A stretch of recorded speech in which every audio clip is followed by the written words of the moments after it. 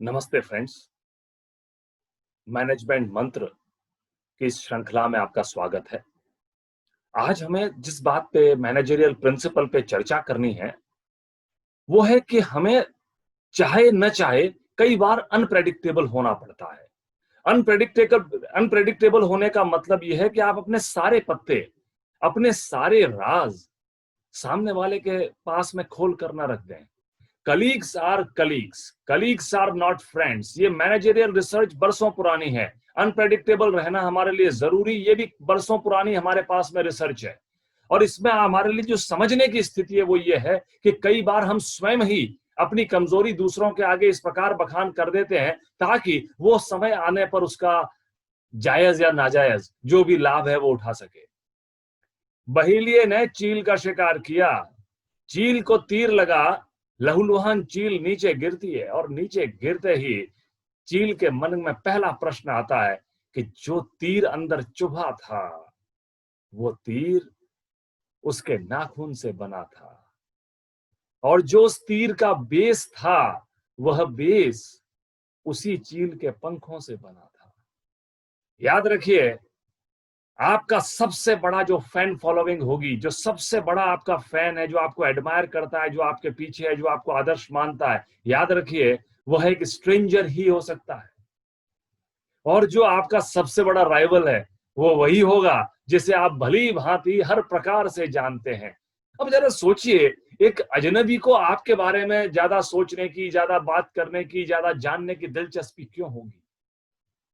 तो पहली सीख मैनेजमेंट की यह है, जहां चार बात बोलनी हो वहां एक बात बोलिए। कभी भी बॉस के साथ पंगा न लीजिए। और इन सब से बढ़कर स्थिति यह है, अपने कार्ड्स को अपनी चेस्ट के बहुत क्लोज रखिए। हम कहते हैं keep your cards very close to your chest. If you do this you will be on the top. सारी बातें रिवील करने की आवश्यकता नहीं होती है। आप ये मान के चलें, हर चीज खुली किताब की तरह आप प्रकट करेंगे तो आपके लिए प्रॉब्लम क्रिएट होगी। आगे समझें।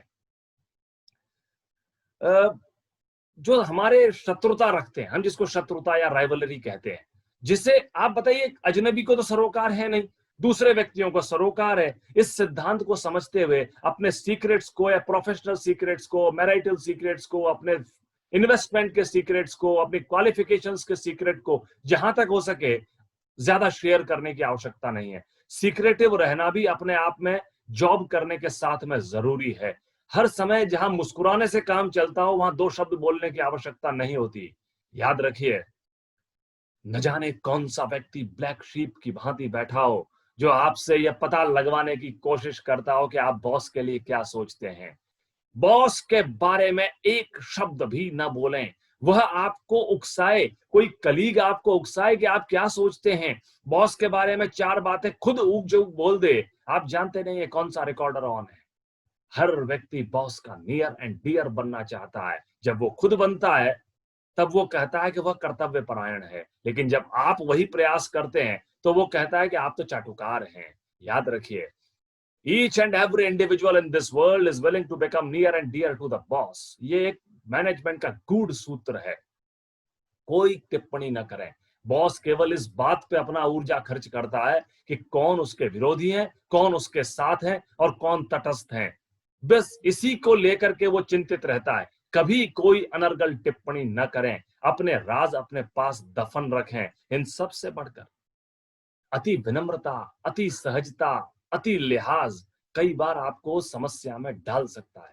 ज्यादा अच्छा बनने की आवश्यकता नहीं है। अच्छे बने, लेकिन इतने अच्छे भी ना बने कि बेजा इस्तेमाल होना शुरू हो जाए। बेजा इस्तेमाल हो गया तो दिक्कत होगी, प्रोडक्ट बन के रह जाएंगे। एक्सेसिवली प्रेडिक्टेबल रहे तो लोग आपका नाजायज फायदा उठाना प्रारंभ कर देंगे।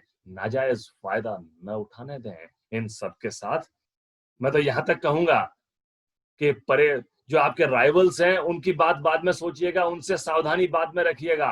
अपनों से पहले सावधान होना सीखिए। आपको पता नहीं है कब स्वार्थ सिद्धि में कौन सा आपका अपना ही आपको बेगाना बना करके आपको निपटा दे। तो मैनेजमेंट का गूढ़ सूत्र ये है, ज्यादा बोलने से गुरेज रखें, कम बोलें, बॉस के बारे में अनर्गल टिप्पणी से बचें, बहुत सीक्रेटिव रहें, शांति से अपना काम करते चलें। और इन सब के साथ साथ जो आपका बेसिक वर्क है उसमें जुनून के साथ जमे रहें। यही सबसे बड़ा गुरु मंत्र कहलाता है। कॉर्पोरेट मैनेजमेंट में सफलता का। तो दोस्तों, छोटी कथा के साथ हमने कॉर्पोरेट मैनेजमेंट सीखा। आगे भी ये सीरीज जारी रहेगी रोजाना। आप कंटेंटफुल लेक्चर्स के लिए डॉक्टर गौरव बिस्सा का चैनल जरूर सब्सक्राइब करें। Thanks a lot.